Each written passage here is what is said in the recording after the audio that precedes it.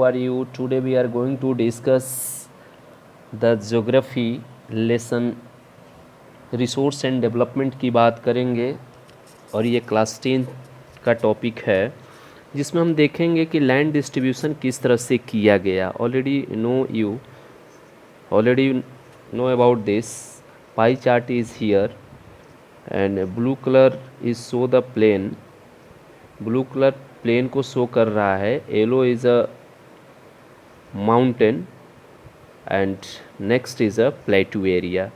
सो हम देखेंगे कि प्लेन जो है हमारे इंडिया की मैं बात कर रहा हूँ. लैंड डिस्ट्रीब्यूशन स्पेशली हम लोग इंडिया की बात करने जा रहे हैं.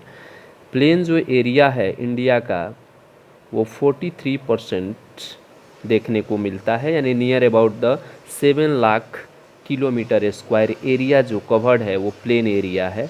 और स्पेशली हम प्लेन एरिया के बारे में जब जानकारी लेते हैं तो देखते हैं कि plain area Bihar, Delhi, Haryana, Punjab, Chandigarh, MP, UP, West Bengal, ये वाला एरिया प्लेन एरिया के रूप में देखा जाता है. उसी तरह से अगर माउंटेन की बात की जाए तो 30% हमारा जो एरिया है लैंड कवर किए हुए हैं माउंटेन से.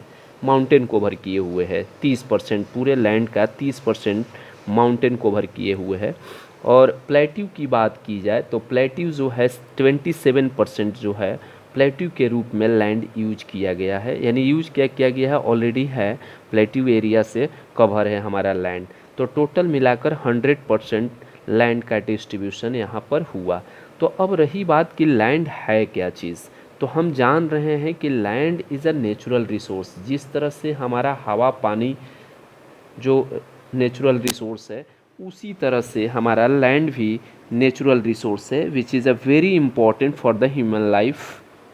Natural vegetation, economic activities, transport and the communication system. जिस तरह से जल, हवा, पानी हम लोगों के लिए आवश्यक चीज़ है उसी तरह से ह्यूमन लाइफ के लिए, ह्यूमन सेटलमेंट्स करने के लिए, नेचुरल लाइफ के लिए, नेचुरल वेजिटेशन के लिए, इकोनॉमिक एक्टिविटीज़ के लिए, ट्रांसपोर्ट एंड कम्युनिकेशन के लिए लैंड का होना अति आवश्यक है. यानी हम सिंपल भाषा में अगर कहें कि लैंड क्या है तो कह सकते हैं कि the land is a solid portion of the earth referred to as a lithosphere is actually the land resource. उसी को हम लैंड रिसोर्स कहते हैं. ठीक है, यानी upper part of the earth surface is a land. Okay, is also known as the lithosphere के भी नाम से हम जानते हैं. यानी हम कह सकते हैं कि it is one of the most important component of the life support system of the use of the land resources. Land resource को हम कब यूज़ करते हैं, लाइफ को सपोर्ट करने में ये मदद देता है, इसलिए इम्पॉर्टेंट कंपोनेंट्स इसको समझा जाता है.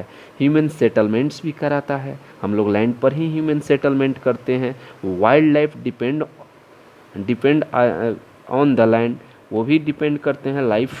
वाइल्ड लाइफ भी किस पे डिपेंड करते हैं, लाइफ लैंड पर ही. कंस्ट्रक्शन ऑफ रोड्स की बात हो या रेलवे लाइन की बात हो is possible on the land. Okay, तो already we know that our total land area is divided into three parts. First is a plain, second is a mountain, third is a plateau. But what is the meaning of the plain? Plain का मतलब क्या है कि plain are use for the agriculture and industries and settlements. हम plain को किस purpose से use करते हैं, तो एग्रीकल्चर के पर्पस से यूज करते हैं, इंडस्ट्रीज़ के पर्पस से यूज करते हैं, सेटलमेंट्स के पर्पस से यूज करते हैं. This is known as the plain. उसको हम प्लेन के रूप में जानते हैं. माउंटेन क्या है, तो it ensure the peninsular perennial rivers. It ensured the perennial rivers flow of the some rivers, provided the facilities for the tourism and the ecological aspect. Mountain क्या करता है, mountain area it ensure the perennial river. ये क्या करता है, बहुत सारा perennial reverse को इंश्योर करता है, माउंटेन से ही बहने का काम करता है. तो हमारा माउंटेन क्या है, माउंटेन भी जिस तरह से प्लेन हमको सपोर्ट कर रहा है लाइफ को सरवाइव करने में, उसी तरह से माउंटेन भी क्या कर रहा है, हमारे लाइफ को सपोर्ट कर रहा है सर्वाइव करने में। जैसे पीनियल रिवर का मतलब होता है कि those reverse which have water through out the years as they get water from the melting snow and lofting mountain। perennial river उसको कहा जाता है जो सालों भर बारिश यानी सालों भर उस नदी में पानी होता है, उसको हम perennial rivers कहते हैं। ठीक है। अब कह रहा है कि प्लेट्यू क्या है, तो plateau already you know that कि it is a rich reserve of the minerals. ये मिनरल्स के लिए बहुत इंपॉर्टेंट पार्ट है। अगर प्लेट्यू न रहे तो हम लोग को different types of the minerals नहीं मिलेंगे, फॉसिल फ्यूल्स नहीं मिलेंगे, फॉरेस्ट नहीं मिलेंगे। तो ये तीनों जो हमारा लैंड का जो एरिया है, plain, mountain and plateau, it is a very important part. ये बहुत important and most important part होता है, हमारे लाइफ को सर्वाइव करने में ये मदद करते हैं। अब रही बात यहाँ पर कि थोड़ा सा देख लें, हम लोग पीछे चलें कि इम्पोर्टेंस ऑफ द लैंड का इम्पोर्टेंस क्या है। तो पहला चीज़ है कि ये क्या करता है, it sustains many of the living things. बहुत सारे लिविंग थिंग्स को लाइफ सर्वाइव करने में सपोर्ट करता है। एग्रीकल्चरल एक्टिविटीज़ को सपोर्ट करता है, एनिमल हस्बेंड्री को सपोर्ट करता है। It support also forest and grassland को भी सपोर्ट करता है। Human settlements and the wild life depend upon the land पर ही डिपेंड होते हैं। इंडस्ट्रियलाइजेशन की बात हो या अर्बनाइजेशन की बात हो, वो लैंड पर ही डिपेंड होते हैं। कंस्ट्रक्शन ऑफ रोड की बात की जाए या रेलवे लाइंस की बात की जाए, is a possible due to ability of the land. तो इम्पोर्टेंस ऑफ लैंड में यानी इम्पोर्टेंस ऑफ लैंड को हम क्या कर सकते हैं, यूज़ ऑफ लैंड भी कर सकते हैं कि हम किस तरह से लैंड का यूज करते हैं। तो हम different types of the activities में इसको यूज करते हैं। जिस तरह से हमको ज़रूरत पड़ता है हम उस तरह से इसको यूज करने की कोशिश करते हैं। अब रही बात यहाँ पर समझने की कोशिश करेंगे। नेक्स्ट टॉपिक है कि factors of the land use pattern.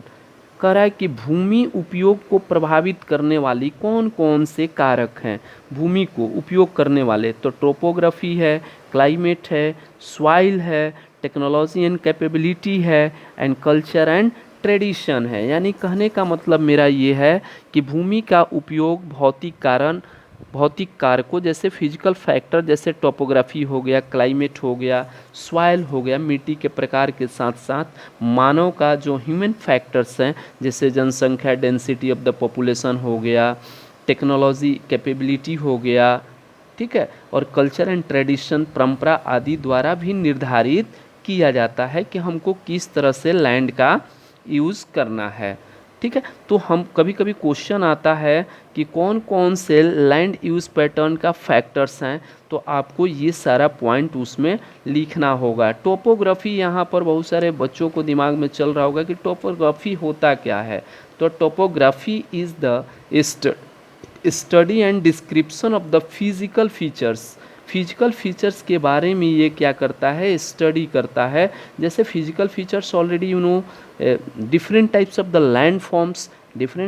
Land forms का मतलब हम कह सकते हैं हिल हो गया, रिवर हो गया, वैली हो गया। तो ये सब भी क्या करता है, लैंड यूज पैटर्न को ये मेन फैक्टर माना जाता है। ठीक है। उसके बाद में हम लोग बात करेंगे, नेक्स्ट टॉपिक है क्या रहा कि फैक्टर ऑफ लैंड डिग्रेडेशन। कौन कौन से फैक्टर्स हैं जिसके कारण से मिट्टी का कटाव होता है, यानी लैंड का, ज़मीन का कटाव होता है। तो कह रहा है कि by the land over use by the human, लोगों के द्वारा अधिक मात्रा में लैंड यूज करने के कारण भी हमारा लैंड डिग्रेडेशन हो रहा है। ओवर ग्रेजिंग के कारण भी हमारा लैंड डिग्रेडेशन हो रहा है। उसके बाद प्रॉपर मैनेजमेंट नहीं होने के कारण भी हमारा लैंड डिग्रेडेशन हो रहा है। लैंड डिग्रेडेशन का मतलब है कि ज़मीन का कटाव कैसे हो रहा है, तो ये सब कारण है। ओवर ग्रेजिंग, बहुत ज़्यादा चारागाह के रूप में ज़मीन यूज़ करना, माइनिंग एक्टिविटीज़ के कारण, माइनिंग एक्टिविटीज़ की बात किया जाए तो by mining and acquiring too much, example हम ले सकते हैं एमपी की बात करें या उड़ीसा की बात करें, डिफॉरेस्टेशन एंड माइनिंग उधर ज़्यादा देखने को मिलता है, उससे भी लैंड डिग्रेडेशन हो रहा है। प्रॉपर मैनेजमेंट नहीं हो पा रहा है जिसके कारण से भी क्या हो रहा है, लोगों में जागरूकता की कमी है, लोगों में अवेयरनेस की कमी है, जिसके कारण से वो लैंड डिग्रेडेशन बहुत ज़्यादा अधिक मात्रा में कर रहे हैं। ओवर इरिगेशन के कारण भी हमारा लैंड डिग्रेडेशन हो रहा है। शिफ्टिंग एग्रीकल्चर के कारण भी क्या हो रहा था, लैंड डिग्रेडेशन हो रहा था। इंडस्ट्रियल सेटअप के कारण भी, अर्बनाइजेशन के कारण भी बहुत ज़्यादा लैंड डिग्रेडेशन हो रहा है। ठीक है, तो डिफरेंट टाइप्स का फैक्टर्स है जो लैंड डिग्रेडेशन में क्या करते हैं, मदद करते हैं लैंड डिग्रेडेशन करने में। अब कह रहा है कि सॉइल एज ए रिसोर्स, क्या सॉइल एज ए रिसोर्स है, सॉइल रिसोर्स के रूप में काम करता है? जी हाँ, करता है। तो कह रहा है कि सॉइल एज ए रिसोर्स का मतलब मेरा अपना मानना है कि कैसे है, तो soil covers the earth surface, earth के सरफेस को कवर किए हुए रहता है सॉइल, यानी soil is the only medium in which the plants grow and the natural vegetation grow there. यानी कह रहा है कि सॉइल ही ऐसा मीडियम है जहाँ पर, ठीक है, जहाँ पर नेचुरल वेजिटेशन क्या करते हैं, ग्रो करते हैं, प्लांट्स ग्रो करते हैं। ठीक है, एग्रीकल्चर में सपोर्ट करता है। वही उतना ही नहीं, हम लोगों के भी लाइफ को सपोर्ट करने में मदद करता है, इसलिए हमारी भी रिक्वायरमेंट को फुलफ़िल कर रहा है। नेचुरल वेजिटेशन के भी लाइफ को सपोर्ट करने में उसकी भी रिक्वायरमेंट को फुलफ़िल कर रहा है, प्लांट्स के भी रिक्वायरमेंट को फुलफ़िल कर रहा है सॉइल। तो उस आधार पर हम कह सकते हैं कि सॉइल जो है हमारा रिसोर्स है। यानी रिसोर्स के डिफिनेशन के अकॉर्डिंग अगर हम बात करें तो सॉइल हमारा क्या कर रहा है, हमको, मेरा भी, हमारा भी, आपका भी, सबका रिक्वायरमेंट को फुलफ़िल कर रहा है, इसीलिए हम सॉइल को रिसोर्स कह सकते हैं। क्यों? क्योंकि प्लांट्स को ग्रो करने में मदद कर रहा है, नेचुरल वेजिटेशन एग्रीकल्चर को सपोर्ट कर रहा है, यहाँ तक कि ह्यूमन लाइफ को सरवाइव करने में मदद कर रहा है, इसलिए हम कहेंगे कि सॉइल क्या है, रिसोर्स है। अब कह रहा है कि soil forming factors, soil forming factors का मतलब है कि मिट्टी के निर्माण के लिए इम्पॉर्टेंट फैक्टर्स कौन कौन से हैं, मिट्टी का निर्माण कैसे होता है। तो कह रहा है कि मिट्टी का निर्माण एक दिन की प्रक्रिया, एक दिन का प्रोसेस नहीं है, बल्कि बनने में कई बरस, मिलियन ईयर्स लग जाते हैं। दुनिया में किसी भी क्षेत्र की मिट्टी की रूपरेखा, क्लाइमेट, टोपोग्राफी, लैंडफॉर्म्स सभी टाइम पर निर्भर करता है, टेम्परेचर पर निर्भर करता है, रिलीफ फीचर्स पर डिपेंड करता है, लैंडफॉर्म्स पर डिपेंड करता है, ड्रेनेज पर डिपेंड करता है, वहाँ का मिट्टी बनने का प्रोसेस जो है। क्लाइमेट, वेजिटेशन, माइक्रो ऑर्गेनिज्म पर डिपेंड करता है, टाइम पर डिपेंड करता है, रनिंग वाटर पर डिपेंड करता है, विंड पर डिपेंड करता है, तब जाकर क्या होता है, हमारा जो सॉइल है बनता है। टेम्परेचर के कारण भी रॉक बेड जो होता है उस पर क्या होता है, सनलाइट लगने के कारण वो ब्रेक होता है, और उस पर क्या होता है, रनिंग वाटर उसको क्या करता है, ब्रेक कर देता है, तोड़ देता है, और धीरे धीरे मिलियन ऑफ ईयर्स रिवर्स जो हैं उसको क्या करता है, कैरी करते करते करते करते उसको fine particles of the sand में कन्वर्ट कर देता है। फिर सैंड से फिर वो क्या होता है, इरिगेशन फैसिलिटीज़ के माध्यम से या वाटर के माध्यम से मिलियन ऑफ ईयर्स में वो, मिलियन ऑफ ईयर्स के बाद वो सॉइल में कन्वर्ट हो जाता है। तो मेरा कहना ये है कि सॉइल का फॉर्मेशन में कोई एक फैक्टर्स नहीं है, सॉइल बनने में बहुत सारे फैक्टर्स हैं, रिलीफ फीचर्स हैं, लैंडफॉर्म्स हैं। लैंडफॉर्म्स का मतलब है डिफरेंट टाइप्स के लैंडफॉर्म्स हैं, जैसे हम लोग फिजिकल फीचर्स के रूप में देख सकते हैं कि भारत के पास 6 फिजिकल फीचर्स हैं, तो वो भी हमारे सॉइल के फॉर्मेशन में मदद करते हैं। क्लाइमेट सबसे इम्पॉर्टेंट फैक्टर्स हैं, सनलाइट हमारा बहुत इम्पॉर्टेंट फैक्टर्स है सॉइल को बनाने में, यानी टेम्परेचर। माइक्रो ऑर्गेनिज्म जो वर्थवार्म का नाम आप लोग सुने होंगे, वो भी इम्पॉर्टेंट फैक्टर्स है सॉइल का निर्माण करने में। तो इस तरह से हम कह सकते हैं कि सॉइल के निर्माण करने में डिफरेंट फैक्टर्स काम करता है, तब जाकर क्या होता है, सॉइल का फॉर्मेशन होता है। अब बात कर रहे हैं हम लोग, नेक्स्ट है हमारा टॉपिक, नेक्स्ट टॉपिक है, जैसे आप देख रहे हैं यहाँ पर कि एक फिगर के माध्यम से शो करने की कोशिश किया गया है कि ये जितने सारे पॉइंट्स हैं ये सब मिलियन ऑफ ईयर्स के बाद ये क्या होते हैं, सॉइल बनते हैं, और सॉइल से फिर क्या होता है, प्लांट ग्रो करता है। ठीक है, नेक्स्ट है हमारा classification of the Indian soil. मैं पहले भी बोला था कि स्पेशली रूप से हम लोग सॉइल के बारे में बात करेंगे। देखिए हम लोग लैंड डिस्ट्रीब्यूशन से स्टार्ट किए, लैंड का किस तरह से डिस्ट्रीब्यूट किया गया, जब लैंड का डिस्ट्रीब्यूशन हो गया उसके बाद में लैंड डिग्रेडेशन के बारे में बात किए, उसके बाद लैंड डिग्रेडेशन कैसे हो रहा है, उसके बाद हम लोग सॉइल को फिर समझने की कोशिश किए कि सॉइल एज ए रिसोर्स कैसे हो सकता है। तो हम देखें कि डिफरेंट एस्पेक्ट हैं, डिफरेंट फैक्टर्स हैं जो सॉइल को रिसोर्स कहने में मदद करते हैं। जैसे प्लांट को ग्रो करने में मदद करता है, नेचुरल वेजिटेशन को ग्रो करने में मदद करता है, एग्रीकल्चर को सपोर्ट करता है, जिसके कारण से हम कहते हैं कि सॉइल क्या है, हमारा रिसोर्स है। अब हम लोग बात करेंगे कि specially which type of the soil found in India, India में किस तरह का सॉइल पाया जाता है उसके बारे में जानकारी हम लोग लेंगे। तो on the basis of colour के आधार पर, एज के आधार पर, केमिकल कंपोजिशन के आधार पर, फिजिकल कंपोजिशन, फिजिकल प्रॉपर्टीज के आधार पर हम देखेंगे कि भारत में 6 तरह का सॉइल पाया जाता है। Alluvial soil, black soil, red and yellow soil, laterite soil, arid and desert soil and forest and mountain soil. यानी हम क्या कह रहे हैं, हमारे भारत में 6 तरह का सॉइल मिट्टी पाया जाता है, जो कि इस फिगर के माध्यम से हम समझाने की कोशिश कर रहे हैं। आप देख रहे हैं कि ये 6 type of the soil already has given in this map, इस मैप में दिया हुआ है। आप देख सकते हैं कि जो ग्रीन वाला जो एरिया है, ये ग्रीन जो शो कर रहा है फिगर में, वो फॉरेस्ट एंड माउंटेन सॉइल है, ठीक है। उसके बाद में रेड एंड येलो सॉइल जो देख रहे हैं यहाँ पर हल्का पिंक कलर से शो किया गया है। उसी तरह से एराइड सॉइल देख रहे हैं, राजस्थान वाले एरिया में कुछ पार्ट है, गुजरात का भी कुछ पार्ट कवर किए हुए हैं।